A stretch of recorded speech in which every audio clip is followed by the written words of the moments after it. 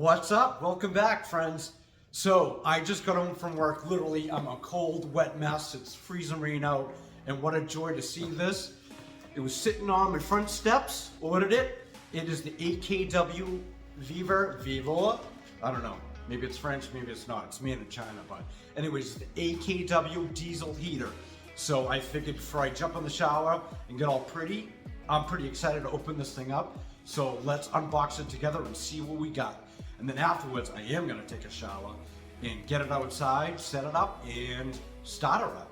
And so I have a few things to talk about this. I did my research, I picked this one for a reason, and I'm gonna save you a lot of pain and suffering that I saw some other videos on, and then give you solutions. This thing will throw a few error codes if you don't know what you're doing. And I can speak because I'm an HVAC technician. This is my wheelhouse. It provides heat. Whatever you RV, shed, this is gonna be for my rooftop tent. But with that said, without further ado, let's get into it. Yeah, so definitely a few things that you should know about running this, especially in cold weather, and if you're gonna run a hose on it. And we'll talk about that once I get it all set up and running. So what we got right here, hopefully the volume's okay. Using my scissors as a kniff. All right, in the box. Right out, I'm gonna tilt that right there. It's packaged pretty well. Oh, by the way, I took the liberty of the full box, all the weight was 20.8 pounds. Sorry, I don't know in kilos. So maybe it's a pound of boxing material, guessing. So right on top, we have, turn it up.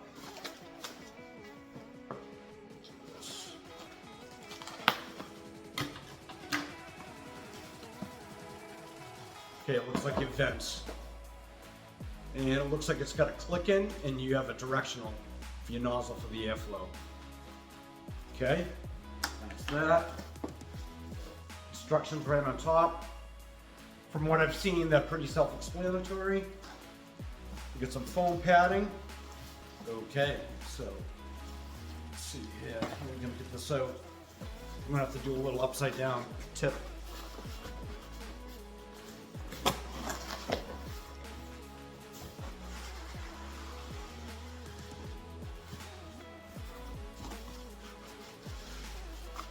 So when I get this up and running, I'll show you how to prime it and start it and all that. And from what I've seen, when you get this thing rocking and rolling, it'll discharge, and I'll use a temperature gun. It puts out a good solid like 300-degree air. And what's beautiful about this diesel heater is it uses very little diesel. I have like a propane heater out on my deck that I use, and you know, it throws a ton of heat, but it's got to be outside, and it rips through a 20-pound propane tank. So this is multi-purpose. Camping, heat up an area where you're working. So there she is. Phone. What we got here, I'm assuming in this box is going to be all the hardware, the hose clamps. Yep. So we got right here, they're gonna give you, yep, as I expected, a 3-inch accordion discharge hose. It's not gonna expand that much, guys. So if you're gonna bring it to like a rooftop tent, you're gonna wanna get a hose and not a 3-inch hose, which I'll explain later when we get this running. Get your exhaust, stainless steel, which is flexible. This is gonna mount on the bottom, and then it's labeled. Let's see if it's labeled. Right there. Yep, bring it around. Should be labeled what's what. Air intake and exhaust.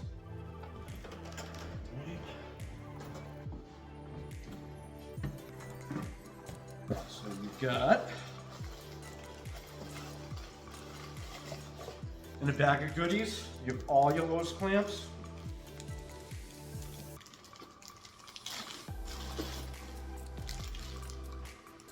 There's your air intake, fresh air.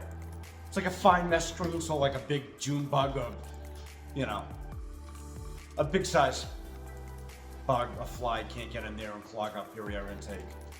So that is that piece.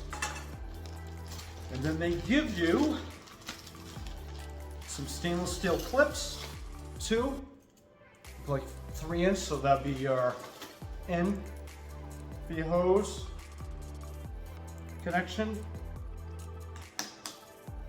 There's that. And then they give you a bunch of 1.5 inch stainless clips. And it looks like they give you, this is nice, they give you some stainless steel 1-hole clips.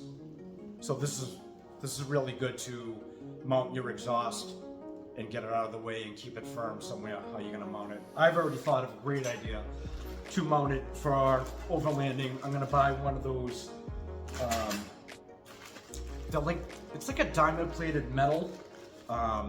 It's actually designed to put on your tire as a step so you can get up high. So I'm gonna rig this up and put it on that, and that's where the diesel heater will live when I'm camping. But I also bought this for my shed, to heat up my shed. I have an 8x16 shed and AKW. That would do a size shed that big. It's not gonna do a 2-car garage, but it should do that nicely. Yep, some stainless steel bolts. The muffler in there.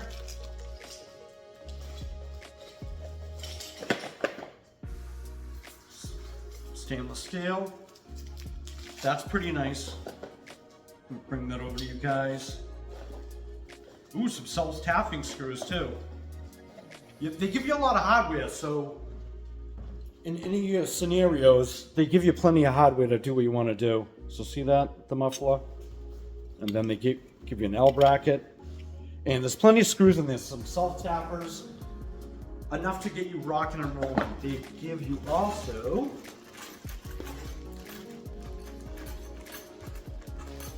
looks like some 1/4-20, 2-inch long stainless bolts. And what kind of, see what they gave? Nice. They gave some thread lock nuts, so you really don't need like a lock washer. This is a pretty good kit, guys, for the money. You know what I don't see is where is the fresh air hose?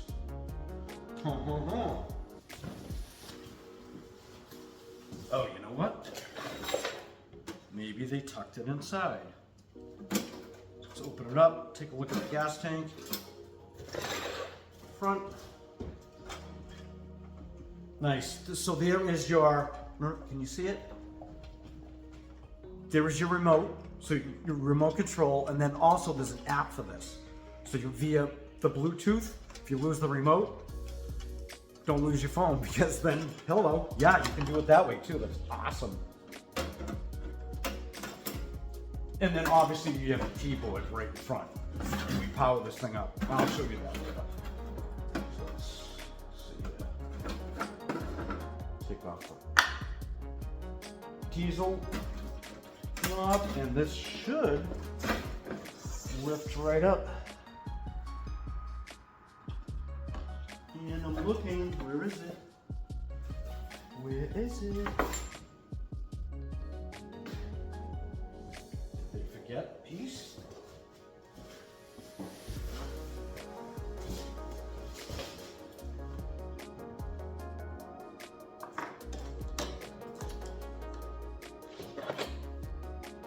Huh. All right, guys, I'm not gonna, I need a shower.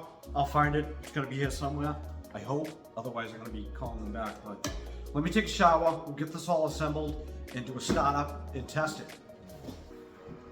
Oh, by the way, I'm trying to get to 1,000 subscribers, so please hit that like, subscribe. So the next video is hopefully I ordered the rooftop tent, and that's a coming. So that'd be great to set this up on the tent. So taking a shower, hit that subscribe, and I'll be right. Found it. It was right here. Sneaky little buggers. So there's your, yeah, I know. So there's your fresh air intake that's gonna go onto the air filter. Now I'm taking a shower. And I'm back. I went down a deep and dark diesel heater rabbit hole. And so this video is probably gonna go a little bit long. But I have the Viva installed in the shed, almost installed. I have to still drill out the fresh air intake because you always want that outside. So let me show you what I did around the shed here. We'll swing it around.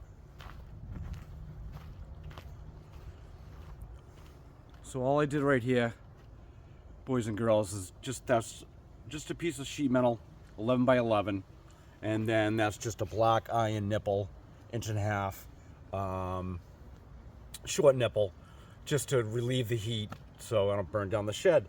And then what I'm gonna do is drill another hole right here after this video, and I'm gonna put the fresh air intake right there. Obviously lower than the exhaust because you don't want, and I'm gonna angle that up.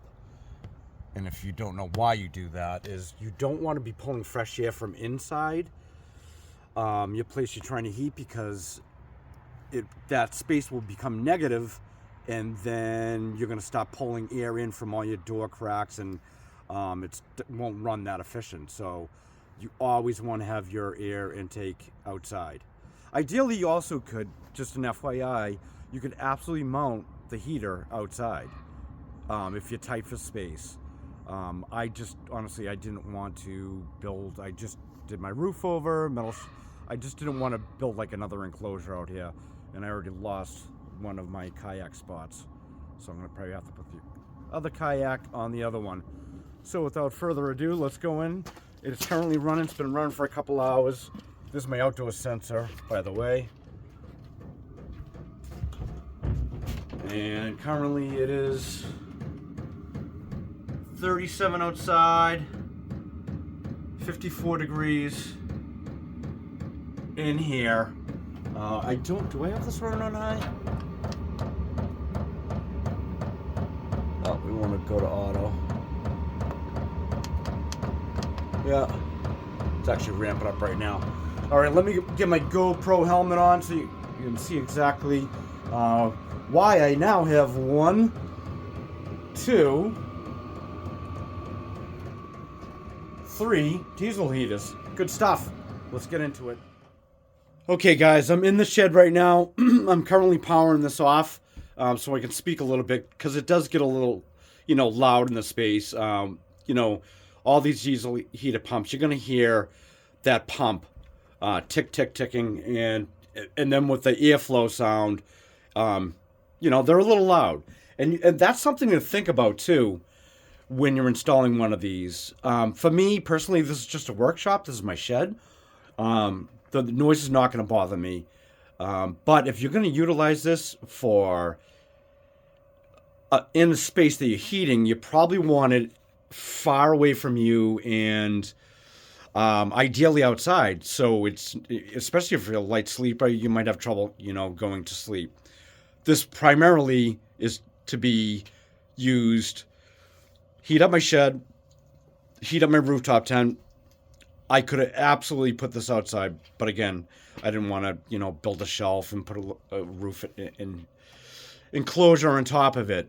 So this is powering down right now. It is very important with these. If this is your first video or you're new to diesel heaters, I'm going to tell you things that you really should do. Never remove the power. Let that heat exchanger power down. It's got to expel all that fuel. It has to cool the heat exchanger down. That way it doesn't, fault code. Or on the next time on startup, you have a hard time starting it up. There's extra fuel in there, and that will clog in there. So there's a glow plug on these. And right by that glow plug, it's a fine mesh screen. So if there's too much fuel, you'll soot that up and you'll start having problems with your diesel heater. Which brings me to another point. Don't be running these as a waste oil burner. Thanks for using. I wish you a safe journey. Wasn't that very polite? So yeah, now it's safe to shut off. But again, don't be using these as a waste oil burner. I mean, more power to you. If you do, you're going to be pulling the heat exchanger apart, cleaning that screen. Like seriously, there are other burners made to use waste oil. They're called Clean Cut, Clean Burn. There's burners out there that can do it. This is not that. So don't be that guy. They can run off of diesel. They can run off of kerosene. Kerosene is probably triple the price. However, and this is one of these things that I want to talk to you about, is kerosene doesn't gel until like minus 40 degrees. And this brings me to a point where I'm bringing up kerosene. So I've seen people, oh, I brought it out camping, it's 10, 20 degrees, 0 degrees outside, and the diesel heater shut off in the middle of the night. Why?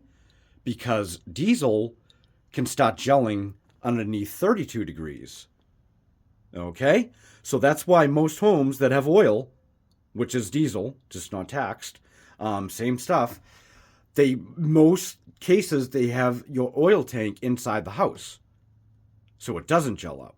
So how do you get around that? Because kerosene's more expensive. Well, you can buy this at any probably gas station. Right there. I'm probably a hardware store or Home Depot sell it. So this is basically you want to look for right here. It's Premium Fuel Line Antifreeze. So one of these treats up to 20 gallons. So you literally, these things are only like 1.5 liters. That tank is a little bit bigger on the H calorie. That will fill up basically 2 gallons of diesel. So you just need a splash of this. This would last a long time. Or you can run all kerosene, or you can cut the diesel with kerosene. So that is number one. Okay? Avoid that fault. Avoid shutting it down, removing the power, let it go through its sequence. Okay? And then the third but last one that I wanted to get into, so this is a 3-inch receiver right here. Okay? These aren't very long. They're metal. They're not insulated. But this is a good transitional piece. If you're running this up to a rooftop tent, or you're doing like a long ductwork run, you're going to want to go to your hardware store and get a 3x4 reducing coupling and then run 4-inch. These are smart ECM motors. They're designed to get that heat, the airflow across that heat exchanger. You'll get a high temp failure code, and that's the last thing you want to be doing is climbing out of your tent or whatever scenario you got going on. This thing crapping out in the middle of the night because you ran a 20-foot long 3-inch hose. I wouldn't even run this more than 6 feet, honestly, with a 3-inch. Avoid the problem. Trust me. I know what I'm talking about. Get a 3x4 reducing coupling and then run 4-inch. So that will avoid that code. All right, so what was my rabbit hole problem? So I scoured the internet. I got a DC plug right here. Cigarette lighter to go into my power supply. Now, all power supplies, from what I've seen, there's the EcoFlow River 2 Pro, Jackery, Bluetti, like go down the list. All of them are 10 amp max. Now, if you Google on these power supplies, 10 amp max, okay? If you Google information on diesel heater, what do they run on startup amps? Well, they run 9 to 12.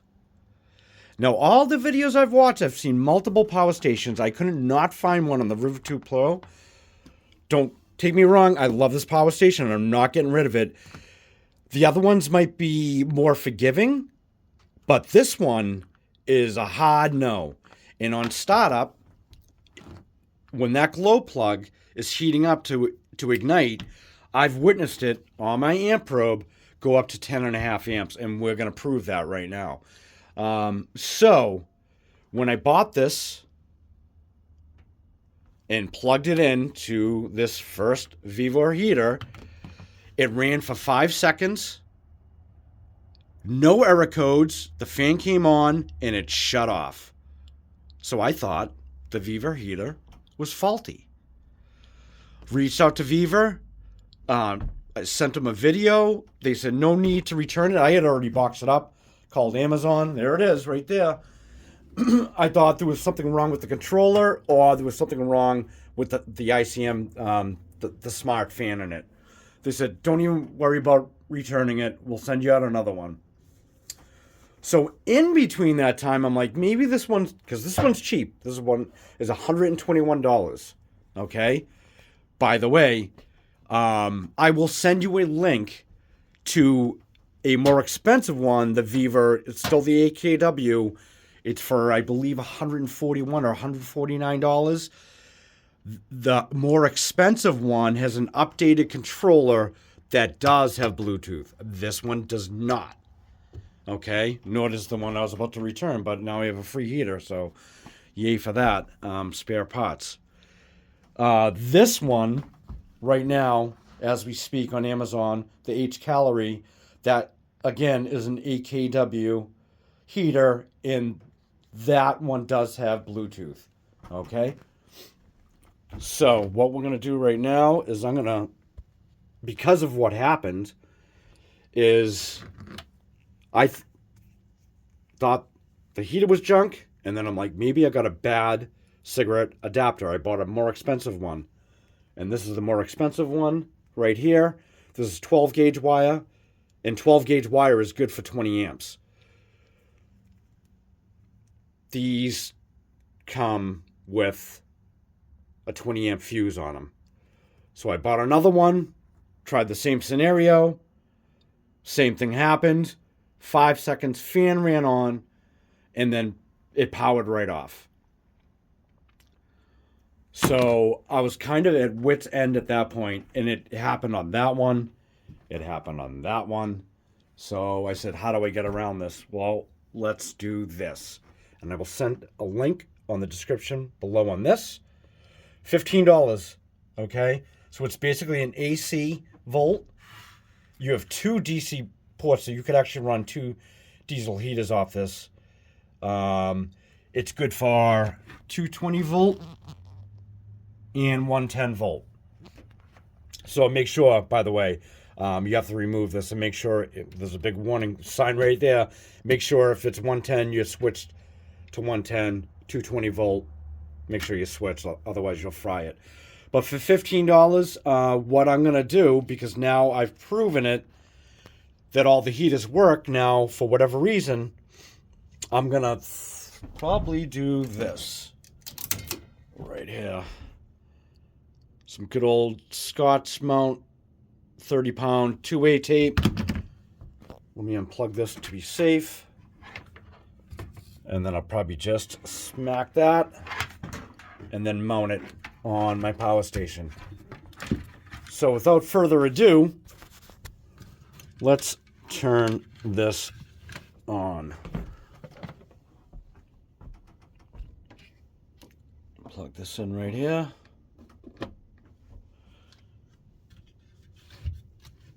And this, again, the Viva heater comes with this is a car style 20 amp fuse.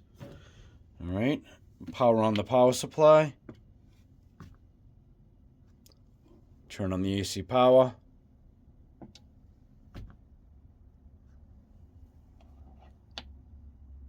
Turn on the AC power. The inverter's lit up. So, other videos I've seen, I didn't have a problem with it. The instructions are pretty good. Not how to assemble it. There's only a exploded view on how it's assembled, all the components, but it's pretty self-explanatory. So I've seen a lot of videos that you have to prime the pump. On this H Calorie heater, yes, absolutely you do. And there's a little gasoline indicator on this one. Smash this up right here. See the little gas icon? So that's a 300-second countdown. And then you can open this up and you can watch. You don't need the full 300 seconds unless you're running a long gas line. You can probably cancel it once you see It gets all the air bubbles out. You can see it pumping, and it gets up to the heat exchanger. Cancel it and let it rock. Anyways, this Vevor on startup, brand new. Nothing was primed. Just a quick press from out of the box. It fired off. Takes about a minute, but it'll fire. So it's a quick press. Turn it on. Start heating. Supply voltage overrun. Say what?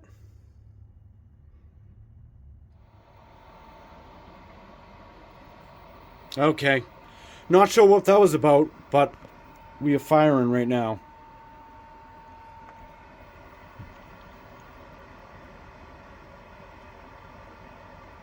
And it takes about a minute.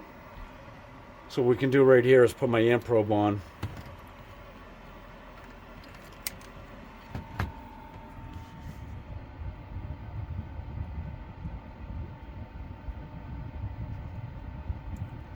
So I've witnessed this on startup drawing just over 10.5 amps. So that's going to be a lockout on DC volts. I'm thinking that EcoFlow, there it goes, see it, 7, 8. I'm thinking on the EcoFlow, it's just perhaps it will not allow it where other power stations may allow it. I am not sure on it. And this time, it didn't even quite exceed that 10 amps. But again, when I use the cigarette lighter and I had my amp probe on it and the EcoFlow is putting out a solid 12.4 volts, it never dropped down. I never saw the amperage get up. It literally ran for 5 seconds.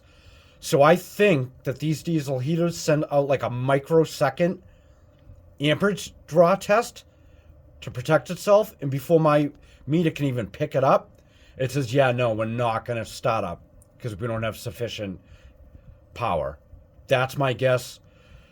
Boys and girls, let me know down in the comments. I haven't seen anything on YouTube, on forums, on internet research, why I cannot just use a cigarette lighter. To me, it's not a deal breaker. I'll just $15. Again, I'll send you a link in the description for an inverter, and I'll just run it off of AC power. So it's going through the motions right now. It's testing, making sure it's safe to fire. There goes the pump. And you can just so ever slightly hear the ignition. And you can hear we got flame on. So on startup on these, they're gonna smoke until you heat up that stainless steel.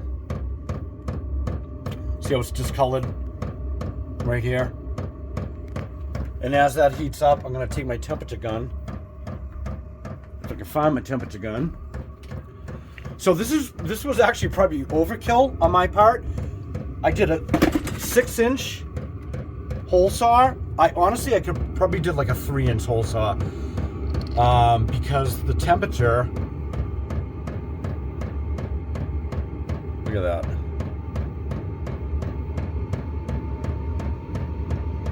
That's high temperature silicone I used right there. And then the wood's like basically room temperature, even after hours. And again, that's an 1.5 black nipple. That gets hot, but it instantly dissipates the heat. Now the Viva heaters, you're gonna have to use something because this design, it comes off the bottom. So you're gonna have to build it up. Otherwise, whatever you put this on, if you don't build this up, you're gonna melt. If it's on plastic, you're gonna make sure it's on metal, or just build it up simply. Heating up right now, pump's kicking on.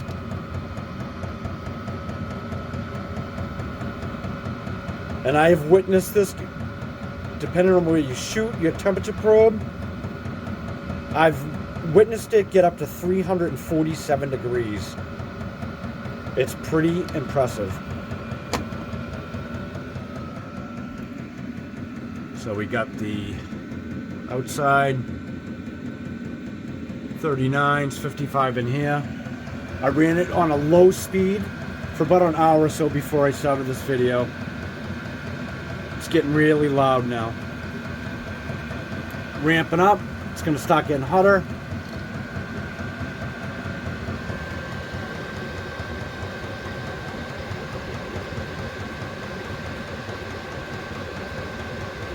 And it'll definitely get to 300, no doubt about it.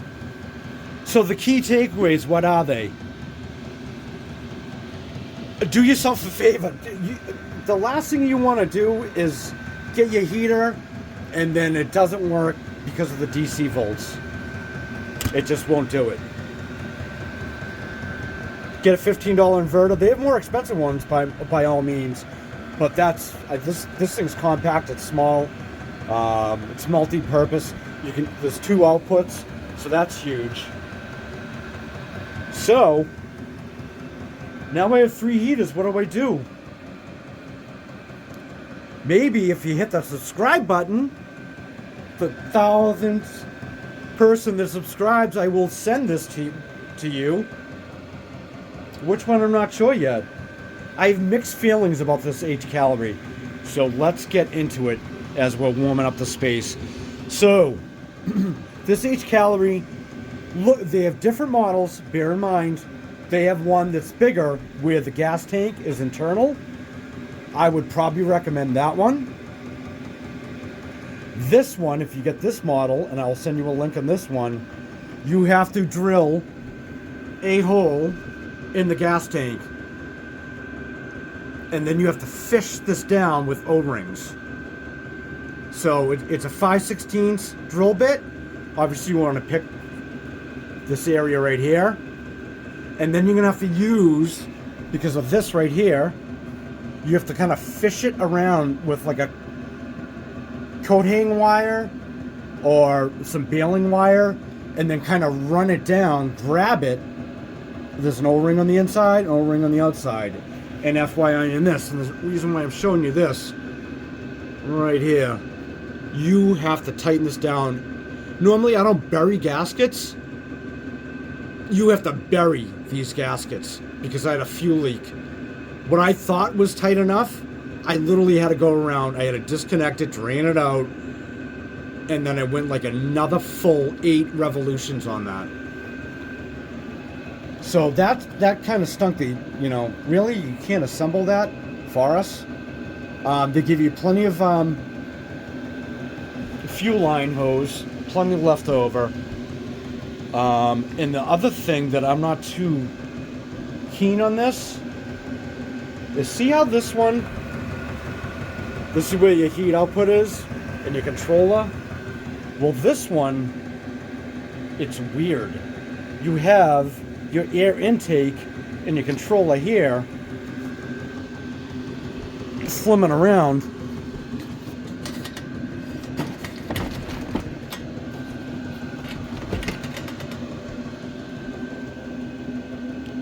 So your exhaust, where your air outlet is. So if I wanted this orientated the way I have it, the Viver set up right now, I'd have to buy an extension exhaust hose. Not a deal ender by any stretch. Just get an extension and run it out. But I think that's kind of wonky. I like this setup better. And let's see where we're at right now. There it is. 327. Yeah, this thing cranks. So this is an 8x16 uninsulated shed. It'll take the sin off. No doubt about it.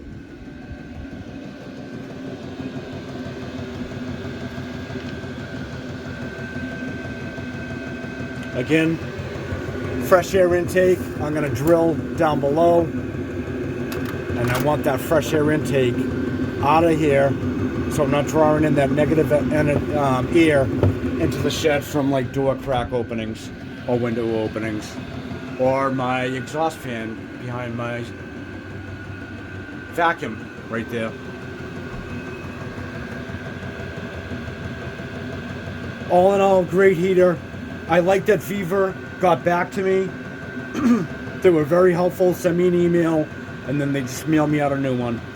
So that was huge. The H Calorie, do your research. There's different models of these. The shorter ones, make sure, and I'll send you the link of the one that is Bluetooth enabled. And the app is pretty good. I synced it up to that. The Bluetooth app is something really nice to have. They all, even the cheapest ones, they'll come, and this is the cheaper one. It'll come with the remote. 32 feet it's good for. To turn it up, turn it down. I'm going to back that off right now.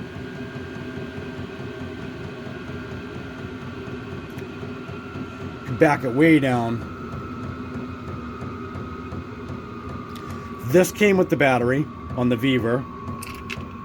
The remote control for the H Calorie did not come with the battery, and it's not your standard AAA or AA. It's a weird battery. So you're gonna have to research that battery. So it was like a 12 volt, 20 amp, weird short little fat battery. So that doesn't come with the battery. Bear in mind. But this is a great alternative to heat up a space.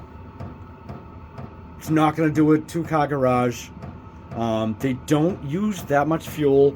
This one's great to see. It's externally, so you know how much fuel you have in there. The Viver, if you look on the side, you can kind of see a fuel line right level. That's pretty much the bottom of the tank. And this is where I'm probably going to add some kerosene or get some more diesel and just put some heat so it doesn't gel up, because obviously I'm not going to heat my shed up all the time, and I don't want to come out here, I need to do some work, and it's not going to start up because the diesel gelled up.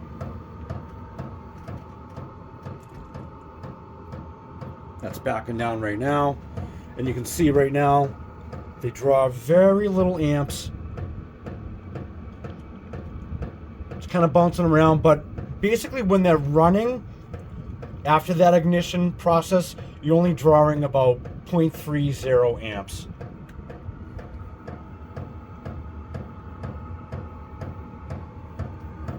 So fresh air intake, get it out of the space. If you're going to run any kind of ducting, do yourself a favor, bring it up to 4-inch. And even if you're bringing it up to 4-inch, that doesn't mean you can like run 50 feet of duct, because you're choking off that fan and you're going to get a high temp alarm. So just be cautious of that. All right, guys, I hope that was informative, helpful. Video went on way too long, but those are some like weird scenarios that could happen to you, and I wanted other people not to have that same pain and suffering that I had. But it's running now. I love it. This is a game changer for my shed. I'll be able to feel my fingers when I'm out here. Easy start up on the snowblower. So yeah, drop some comments down below if you had a similar problem. Did not find any videos on my problem, so I thought this was super important to put out. In next video, the tent is in, by the way, so there'll be the big reveal on that. The rack has not come in yet to mainland overland where the tent's going to perch. It's what it's going to mount to, so the next video, hopefully I'll be showing that. And again, I have an extra heater here, so help me get to 1,000 subscribers, guys, and one of those could be yours. Catch you on the next one. Thanks for watching. Peace.